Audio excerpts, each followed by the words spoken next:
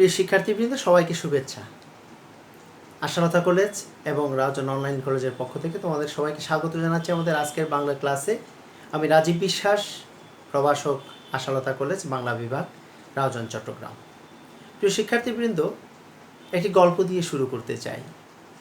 আমাদের একজন সহকর্মী, তিনি কলকাতা গেলেন একটি বিশেষ কাজে এবং আসার পথে বড়বাজার থেকে তিনি বাজার করে ফিরবেন কিছু প্রয়োজনীয় জিনিসপত্র, সাধারণত যে পর্যটকরা যা করে আর কি। তো আমাদের সেই সহকর্মী তার এক পরিচিত জনকে নিয়ে সেখানে ঘুরছেন। ঘুরতে ঘুরতে একটা দোকানে গিয়ে তিনি যখন আলাপচারিতায় মগ্ন হলেন বা দরদাম বিষয়ে যখন মগ্ন হলেন, হঠাৎ করে দোকানে জিজ্ঞাসা করলেন, কী দাদা, ওভার বাংলা থেকে তা কোথায় এসছেন, কী কাজে এসছেন? এই কথাটি শুনে তিনি আশ্চর্য হয়ে গেলেন। তিনি ভাবলেন, কী ব্যাপার, আমার কথাই তিনি বুঝে ফেললেন। তখন তার পাশের জন বলল, হ্যাঁ, ওপার বাংলার যে টানটি, যে উচ্চারণ, সে বিষয়টি সম্পর্কে কিন্তু তারা ধরে ফেলতে পারে যে মানে এই লোকগুলো কোথা থেকে এসেছে। তো প্রিয় শিক্ষার্থীবৃন্দ, বুঝতেই পারছো, এই যে চিনে ফেলার যেই মাধ্যমটুকু, সে মাধ্যমটুকু হচ্ছে কি উচ্চারণ। মানে এই উচ্চারণ আমরা গত ক্লাসেও তোমাদেরকে পড়িয়েছি, কিছু বিষয় নিয়ে আমরা আলোচনা করার চেষ্টা করেছি। তো আজকে যে বিষয়গুলো উচ্চারণের, তো এটা একটি বিশাল একটি চ্যাপ্টার। সেই বিশাল চ্যাপ্টারের সামান্য কিছু দিক আমরা গত ক্লাসে আলোকপাত করার চেষ্টা করেছিলাম। তো এই করোনা কালে তোমাদের লেখাপড়া যাতে সচল থাকে, তোমরা যাতে বইমুখী হও, সে চেষ্টায় আমরাও তোমাদেরকে একটু একটু ধরিয়ে দেওয়ার চেষ্টা করছি, মাত্র তোমরা বিশদ পড়ে নেবে। তো প্রিয় শিক্ষার্থীবৃন্দ, আমরা এই আজকের যে ক্লাসটি, সে ক্লাসটি মূলত সাজিয়েছি যে ব্যঞ্জনধ্বনি উচ্চারণ। ব্যঞ্জনধ্বনির মধ্যে বিশেষ করে তিনটি জিনিস, এটি হচ্ছে বফলা, এটি হচ্ছে মফলা, এটি হচ্ছে জফলা। এই তিনটি ফলা উচ্চারণের নিয়ম আমরা সাধারণত আজকের ক্লাসে শিখব। ঠিক আছে প্রিয় শিক্ষার্থীরা? তাহলে তোমরা তোমাদের জানাটুকু সাথে করার জন্য, মানে মিল রাখার জন্য আমি একটি চার্ট তোমাদেরকে দেখিয়ে দিচ্ছি। গত ক্লাসেও আমার এই চার্টটি ছিল। এটি আমাদের উচ্চারণের ক্লাসে সহযোগিতা করবে, যে কিছু কিছু স্বর আমরা উচ্চারণ সাধারণত একই রকম থাকে, সেই বিষয়টি যে আমরা তোমাদেরকে দেখিয়ে দেব। যে এই চার্টটি খেয়াল করতে পারছো কি তোমরা? এই যে গত ক্লাসেও কিন্তু এই চার্টটি ছিল আমাদের সঙ্গে, সেই চার্টটি আমরা সাথে রেখেছি। এটি আমাদের উচ্চারণের ক্লাসে সহযোগিতা করবে। তো প্রিয় শিক্ষার্থী কিন্তু বলছিলাম যেটি, যে বফলা, মফলা এবং জফলা। ঠিক আছে, প্রথমেই আমরা বফলার উচ্চারণ নিয়ে প্রথমে আলোচনা করব। বফলা,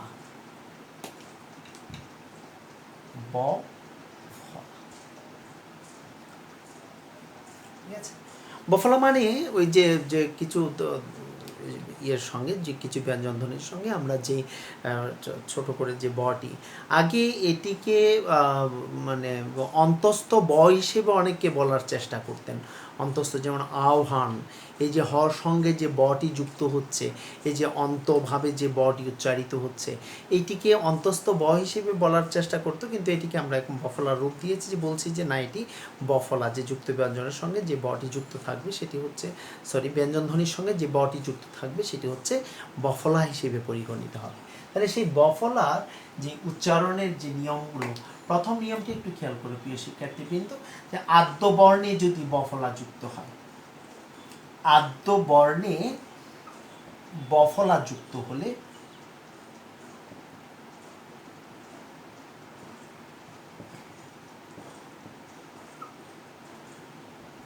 সেটি সাধারণত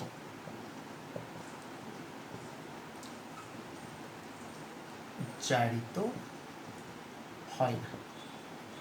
ঠিক আছে, আদ্যবর্ণে যদি বফলা যুক্ত হয় তাহলে সেটি সাধারণত উচ্চারিত হয় না, কিন্তু অনুচ্চারিত থাকে। ঠিক আছে, যেমন আমি উদাহরণ হিসেবে তোমাকে দিতে পারি, তোমাদেরকে দেখাতে পারি যে দ্বিতীয়,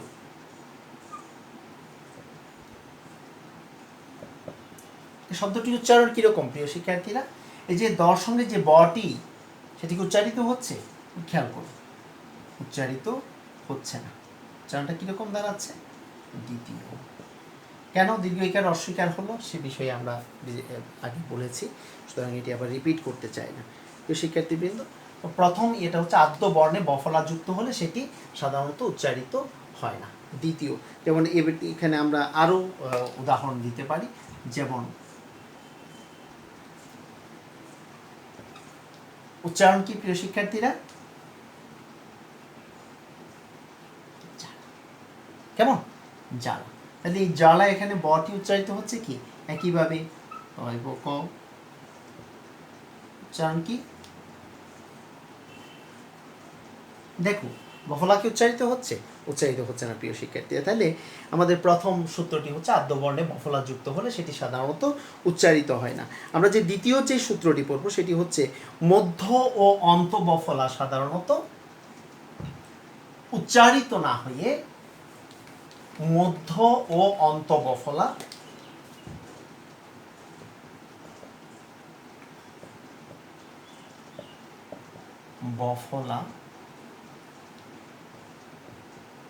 উচ্চারিত না হয়ে সংযুক্ত ব্যঞ্জনটিকে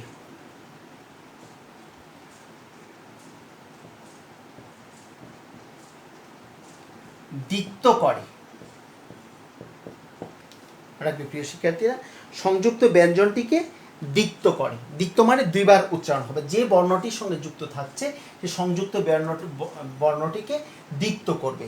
যেমন উদাহরণ হিসেবে আমরা দেখাতে পারি,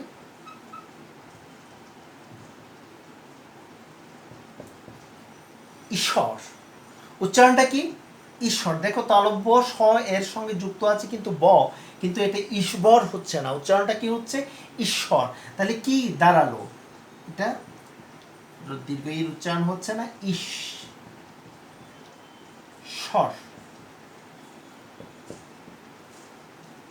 দেখো ঈশ্বর উচ্চারণ।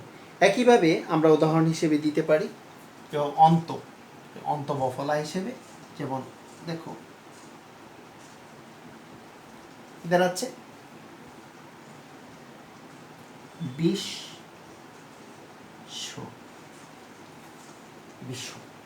তাহলে মধ্য ও অন্ত বফলা সাধারণত উচ্চারিত না হয়ে সংযুক্ত ব্যঞ্জনটিকে দ্বিত্ব করে।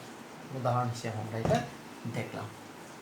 এবারে 3 নম্বর যে সূত্রটি বফলা উচ্চারণে, সেটি হচ্ছে সন্ধি ও সমাসবদ্ধ শব্দে। দেখো সন্ধি ও সমাসবদ্ধ শব্দের বফলা অবিকৃতভাবে উচ্চারিত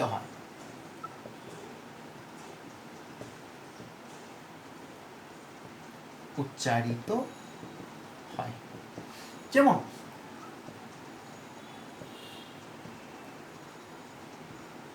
দেখো প্রিয় শিক্ষার্থীরা, কি দাঁড়াচ্ছে এটি?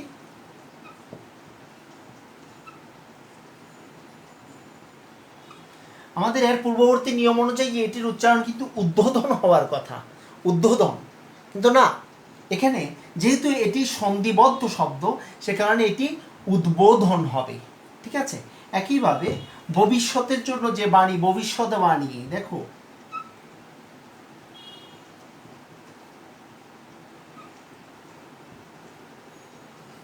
ভবিষ্যৎ প্রকাশ করে যে বাণী দ্বারা, সে ভবিষ্যৎ বাণী, এখানে এই উচ্চারণটা কি হবে? এখানে ভবিষ্যৎ দানী হওয়ার কথা কি আমাদের পূর্ববর্তী নিয়ম অনুযায়ী, কিন্তু না, এখানে সেই যেহেতু এটি সমাসবদ্ধ শব্দ সে কারণে এটি উচ্চারণটা কি হবে? ভবিষ্যৎ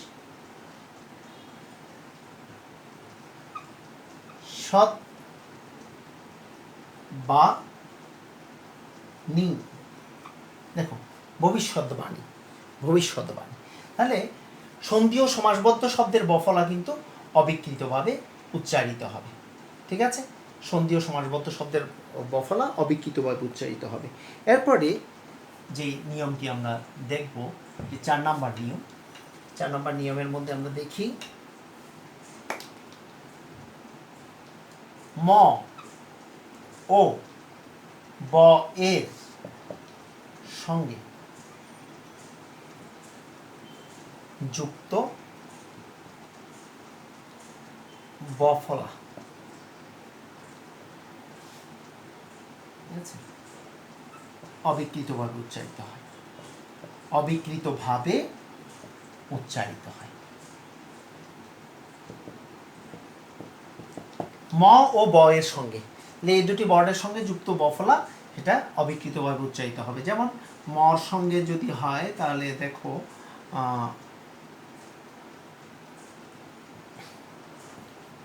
উচ্চারণটা কি? লম্বা, ঠিক আছে। দেখো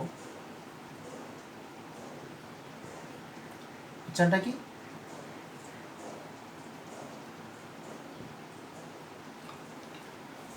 তাহলে ম ও ব এর সঙ্গে যুক্ত বফলা অবিকৃতভাবে উচ্চারিত হবে।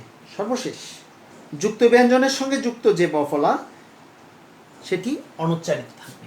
যুক্ত ব্যঞ্জন, দেখো কিছু কিছু যুক্ত ব্যঞ্জনের সঙ্গে আমাদের বফলা যুক্ত হয়। যুক্ত ব্যঞ্জনের সঙ্গে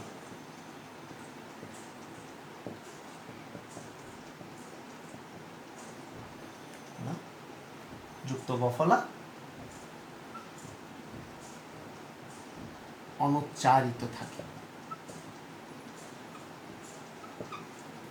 যেমন দেখো উচ্চারণটা কি? এটা চয় ছয়ের সঙ্গে যে যুক্ত ব, এটা দেখো এখানে কি এটি উচ্চারণ হচ্ছে? এই যে উচ্ছ্বাস, তাহলে এখানে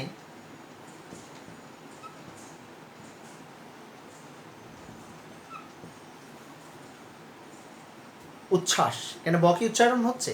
না, উচ্চারণ হচ্ছে না। তাহলে এই যে যুক্ত ব্যঞ্জনের সঙ্গে যুক্ত বফলা সেটি কখনো উচ্চারিত হবে না। যেমন একইভাবে ত তয় তয়, উচ্চারণটা কি? তত্ত্ব। তাহলে এখানেও একই ব্যাপার, যে যেহেতু এটি যুক্ত বর্ণ, তয় তো এটি যুক্ত বর্ণ, এর সঙ্গে যুক্ত যে বফলাটি, সে বফলাটি অনুচ্চারিত থাকবে। ঠিক আছে, 5 নম্বর সূত্র আমরা শেষ করলাম। তাহলে এইভাবে আমরা বফলাগুলো উচ্চারণ করব। আমাদের উচ্চারণের মধ্যে আমরা বফলা উচ্চারণের সময়ে এই নিয়মগুলো মনে রাখবো এবং সতর্ক থাকবো। ঠিক আছে প্রিয় শিক্ষার্থীবৃন্দ, আমি বলেছিলাম এর পরবর্তী যে ফলাটি আমরা উচ্চারণ শিখব সেটি হচ্ছে মফলা। ঠিক আছে, মফলা শিখলাম, এবারে মফলা উচ্চারণে নিয়ে মফলা অর্থাৎ ব্যঞ্জন ধ্বনির সঙ্গে সংযুক্ত যে মটি, ব্যঞ্জন ধ্বনির সঙ্গে যে মটি যুক্ত হবে, পরবর্তী যে যুক্ত বর্ণ হিসেবে যে মটি যুক্ত হয় সেটি হচ্ছে মফলা। প্রিয় শিক্ষার্থীবৃন্দ, আমরা মফলা উচ্চারণের নিয়মগুলো শিখব। তো আদ্য মফলা অনুচ্চারিত থাকে। প্রথম নিয়ম ওই যে একই রকম বয়ের মতো, আদ্য মফলা অনুচ্চারিত থাকে থাকে তবে সংযুক্ত ব্যঞ্জনটি সানুনাসিক হয়। এখন প্রিয় শিক্ষার্থীবৃন্দ, সানুনাসিক কি? সানুনাসিক মানে কিঞ্চিত নাসিক উচ্চারণ, কিঞ্চিত নাকে ব্যবহার, সামান্য নাকের ব্যবহার থাকলে সেটিকে আমরা কি বলবো? সেই উচ্চারণটিকে আমরা বলবো সানুনাসিক উচ্চারণ। তাহলে দেখো, আদ্য মফলা অনুচ্চারিত থাকে তবে সংযুক্ত ব্যঞ্জনটি সানুনাসিক হয়। উদাহরণ হিসেবে আমরা বলতে পারি,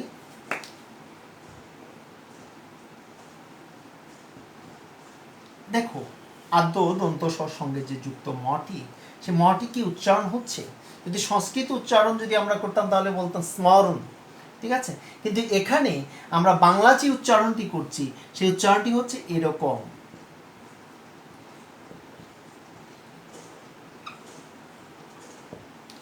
দেখো এই চন্দ্রবিন্দু দ্বারা কি প্রকাশ করে? চন্দ্রবিন্দু ধারা ধ্বনিকে নাসিক্য উচ্চারণ প্রদান করে, ধ্বনিকে নাসিক্য উচ্চারণ প্রদান করে। অর্থাৎ এই যে ব্যঞ্জন ধ্বনিটি, সেই উচ্চারণটি সানুনাসিক হচ্ছে এই চন্দ্রবিন্দুটির কারণে। এটি চন্দ্রবিন্দু দিয়ে আমি প্রকাশ করছি। তাহলে দেখো স্মরণ, উচ্চারণটা কি? স্মরণ। তাহলে স্মরণও নয়, স্মরণ।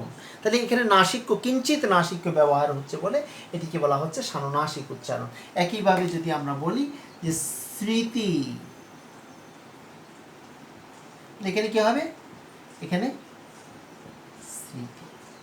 কোথায় দন্তস্ব কোথায় তালবস্য সেটি নিশ্চয়ই মনে আছে প্রিয় শিক্ষার্থীবৃন্দ, গত ক্লাসে আমরা কিঞ্চিত আলোচনা করেছিলাম। যেহেতু এখানে ছয়ের মতো উচ্চারণ হচ্ছে সেখানে, অর্থাৎ শুধু ইংরেজি এস এর মতো উচ্চারণ হচ্ছে, সেজন্য এখানে দন্তস্ব ব্যবহৃত হয়েছে। কিন্তু এখানে দন্তস্ব, এখানে এস এর মতো উচ্চারণ হচ্ছে বলে এখানে তালব্যস্য ব্যবহৃত হয়েছে প্রিয় শিক্ষার্থীরা। তাহলে আদ্য মফলা অনুচ্চারিত থাকে, তবে সংযুক্ত ব্যঞ্জনটি সানুনাসিক হয়। বোঝা গেল প্রিয় শিক্ষার্থীরা? এবারে আমরা দ্বিতীয় যেই নিয়মটি, অর্থাৎ মফলা উচ্চারণের দ্বিতীয় নিয়মটি আমরা শিখি।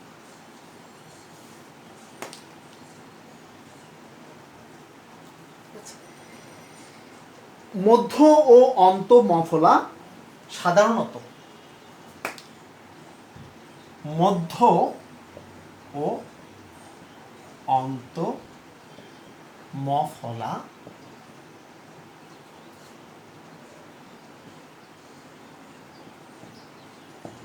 সাধারণত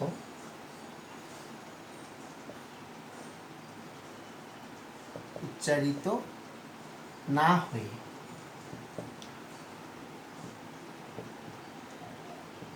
সংযুক্ত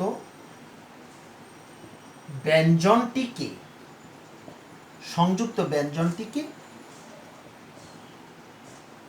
দ্বিত্ব করে। ঠিক আছে? এক্ষেত্রেও দ্বিত্ব, দুইবার উচ্চারিত হবে, দ্বিত্ব করে। ঠিক আছে? এক্ষেত্রেও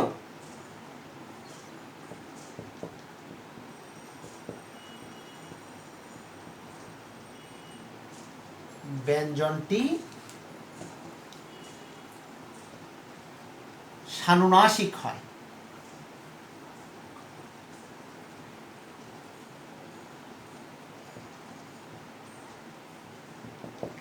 সেক্ষেত্রে মধ্য অন্ত মফলা সাধারণত উচ্চারিত না হয়ে সংযুক্ত ব্যঞ্জনটিকে দ্বিত্ব করে। এক্ষেত্রেও সংযুক্ত ব্যঞ্জনটি সানুনাসিক হয়। যেমন উদাহরণ হিসেবে আমি দিতে পারি, উদাহরণ হিসেবে বড়শকের মূর্ধন্য সয়ম অন্তস্থ বিস্ময়, উচ্চারণটা কি? বিস্ময়। তাহলে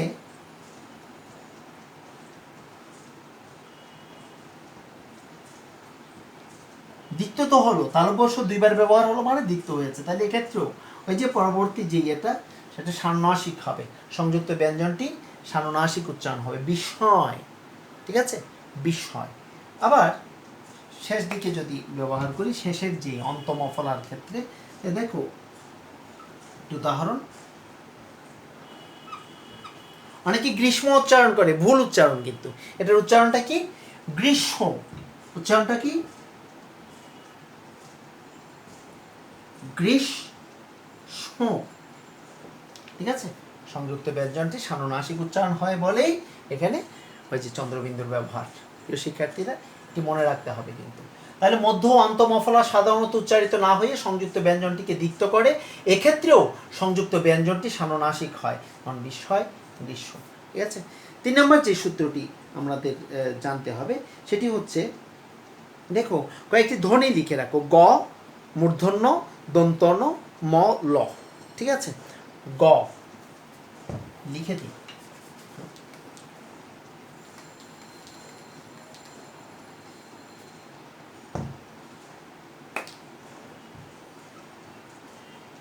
গ,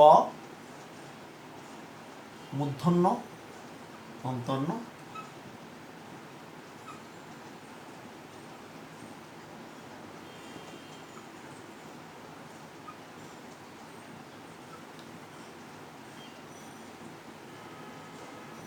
এই ব্যঞ্জন ধ্বনি সমূহের সঙ্গে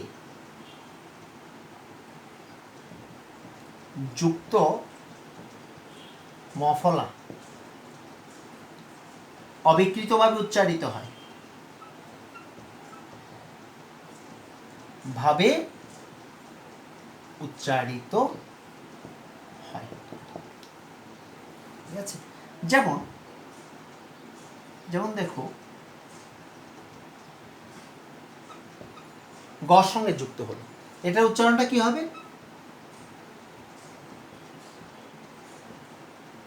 যুগ্ম। ঠিক আছে, একইভাবে যদি আমি বলি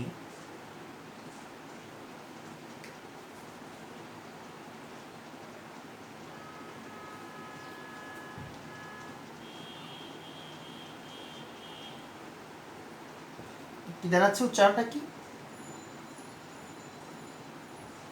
সম্মান, সম্মান।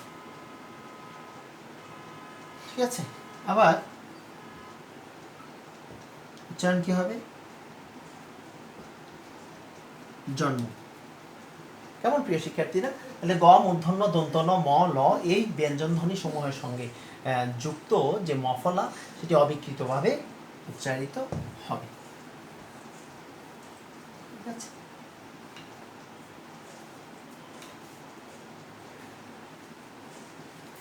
পরবর্তী যে নিয়মটি সেটি হচ্ছে যুক্ত ব্যঞ্জনের সঙ্গে যুক্ত মফলা অনুচ্চারিত থাকে। ঠিক আছে, যুক্ত ব্যঞ্জনের সঙ্গে যুক্ত মফলা, যুক্ত ব্যঞ্জনের সঙ্গে যুক্ত মফলা অনুচ্চারিত থাকে,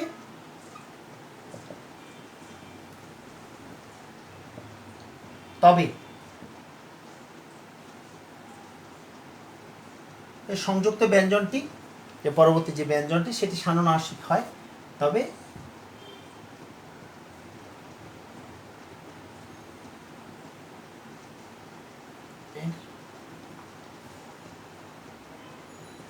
শেষটি সানুনাসিক হয় যুক্ত ব্যঞ্জনের সঙ্গে। যেমন দেখো প্রিয় শিক্ষার্থীরা, উচ্চারণটা কি? সূক্ষ্ম নয়, উচ্চারণটা হচ্ছে সূক্ষ্ম। তাহলে সূক্ষ্ম সানুনাসিক হয়েছে।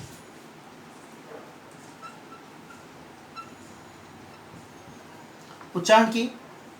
দেখো লক্ষণ বানান কখনো ভুল করবে না, শুধু ক্ষীয় দিয়ে লিখলে কিন্তু ভুল হবে, ক্ষীয়র সঙ্গে ম যুক্ত হবে। তাহলে লক্ষণ, উচ্চারণটা কি? উচ্চারণটা হচ্ছে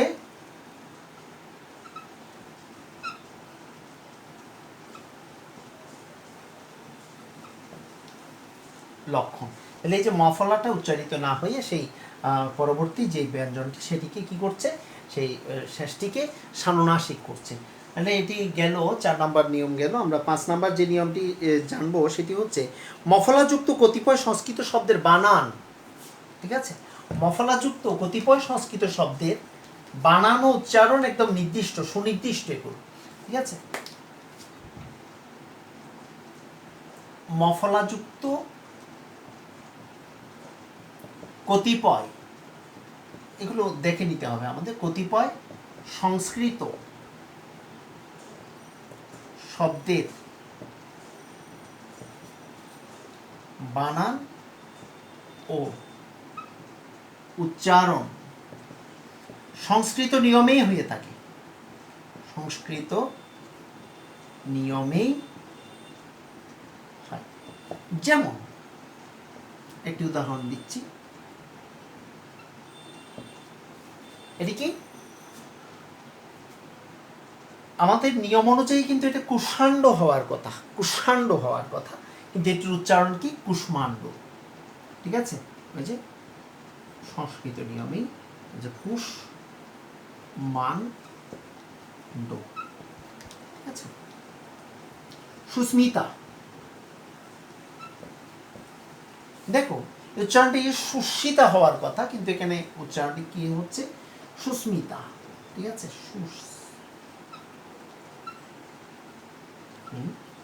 সুস্মিতা। ঠিক আছে, তাহলে মফলাযুক্ত কতিপয় সংস্কৃত শব্দের বানান ও উচ্চারণ সংস্কৃত নিয়মে হয়। এই উদাহরণ হচ্ছে এই দুইটি। ঠিক আছে, আমাদের মফলা উচ্চারণের নিয়মও গেল। এবার সর্বশেষ যে নিয়মটি আমরা যে পড়ব সেটি হচ্ছে জফলা উচ্চারণ নিয়ম। ঠিক আছে, জফলা এটি আমরা যে রূপটা ব্যবহার করি সেটি সাধারণত এরকম। ঠিক আছে, শিক্ষার্থীরা এভাবেই আমরা ব্যবহার করি, এটি জফলা ব্যবহার করি এভাবে। তাহলে এই জফলা উচ্চারণের নিয়মটি আমরা এখন একটু দেখব। আদ্যবর্ণে জফলা যুক্ত হলে বর্ণটির উচ্চারণে সামান্য শ্বাসাঘাত পড়ে। এই শিক্ষার্থীরা, শ্বাসাঘাত জিনিসটা কি? আচ্ছা, আদ্যবর্ণে জফলা যুক্ত হলে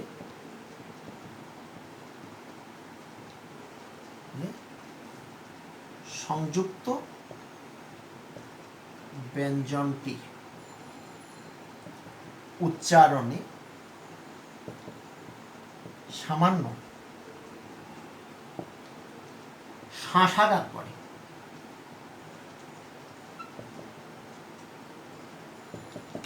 ঠিক আছে, উচ্চারিত হবে না, জফলা যে উচ্চারিত সেটি সামান্য শ্বাসাঘাত পড়ে এবং বর্ণটি উচ্চারণ এবং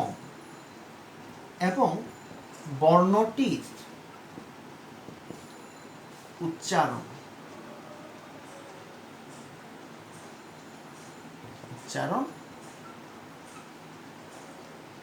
এর মতো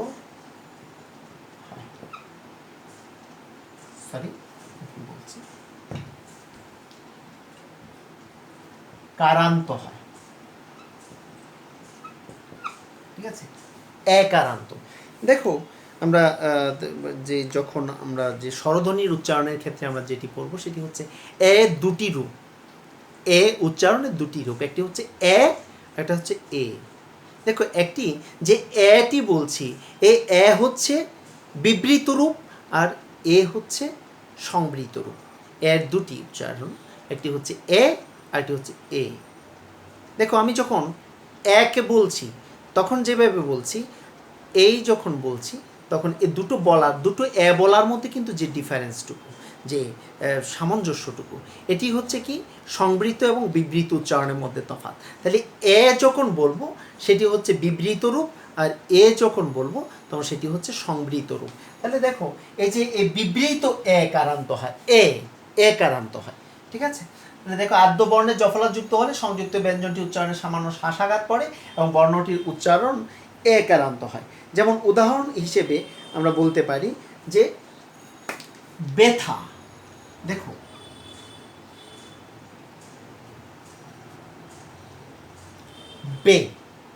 বতে একটা শ্বাসাঘাত পড়ছে, সাধারণত ব আমরা যেভাবে বলি সেভাবে বলছি না, এটাতে বতে একটা আঘাত দিচ্ছি। ঠিক আছে, প্রথম উচ্চারণের মধ্যে একটা প্রস্বর যুক্ত হচ্ছে, একটা সামান্য শ্বাসাঘাত পড়ছে। তাহলে ব্যথা, তাহলে উচ্চারণটা কি? ব্যথা। কেমন? ব্যথা মনে থাকবে। তাহলে জফলা আছে কিন্তু জফলাটা উচ্চারিত না হয়, সেখানে সামান্য শ্বাসাঘাত পড়ছে, এই ব্যঞ্জনটি উচ্চারণের মধ্যে একটি শ্বাসাঘাত পড়ছে এবং পাশাপাশি ওইটি অর্থাৎ এই জফলাটি এর মতো উচ্চারিত হচ্ছে, এ বিবৃত এর মতো উচ্চারিত হচ্ছে, ব্যথা। ঠিক আছে, একইভাবে যখন আমরা বলবো ন্যস্ত, উচ্চারণ কি?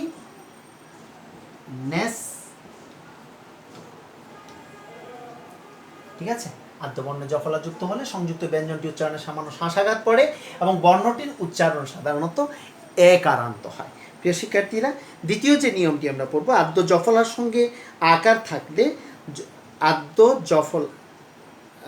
আদ্যবর্ণে যদি আদ্য জফলার সঙ্গে যদি আকার থাকে, ঠিক আছে, আদ্য জফলার সঙ্গে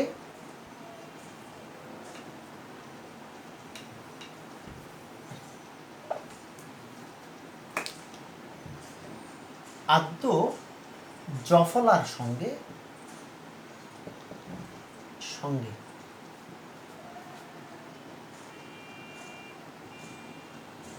আকার থাকে। আচ্ছা, সেটিও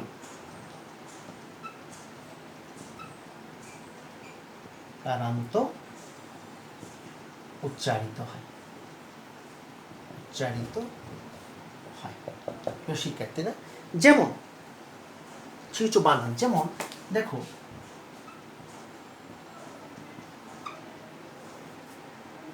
এখানেও কিন্তু শ্বাসাঘাতটি পড়বে, ঠিক আছে?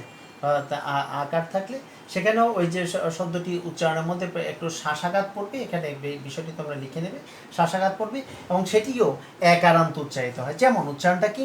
ত্যাগ। উচ্চারণ কি? ত্যাগ, ঠিক আছে? আবার একটি শব্দ যেমন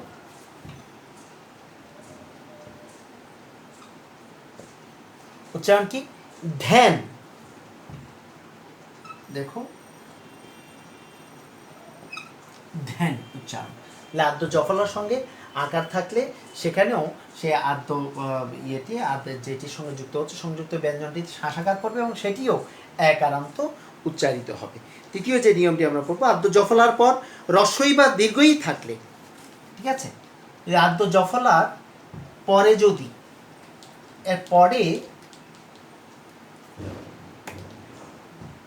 পর যদি হ্রস্ব ই বা দীর্ঘ ই থাকে, ঠিক আছে? এতে কার চিহ্ন থাকলেও একই রকম ব্যাপার।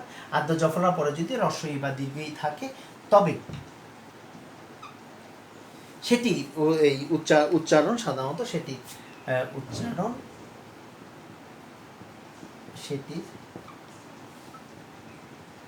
উচ্চারণ একারান্ত হয়, ঠিক আছে? মানে হচ্ছে সংবৃত, ঠিক আছে? সংবৃত উচ্চারণ, এর সংবৃত উচ্চারণ, ঠিক আছে? এতক্ষণ এই যে যেটি স্বরে অ দিয়ে জফলা আকার যেটি দিয়েছিলাম সেটি হচ্ছে এ, আর এটি হচ্ছে এ, ঠিক আছে? তাহলে এটি হচ্ছে সংবৃত উচ্চারণ। সংবৃত উচ্চারণ, এর সংবৃত উচ্চারণ, সে সংবৃত রূপ হবে, ঠিক আছে? উদাহরণ হিসেবে লিখো যে মানে যেমন ব্যক্তি,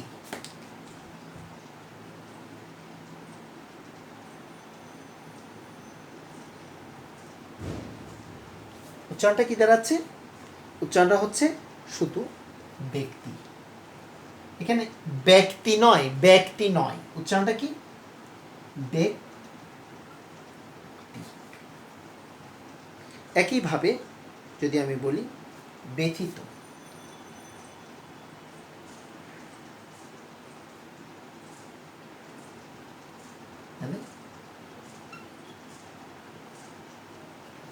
ব্যথিত উচ্চারণ, ঠিক আছে?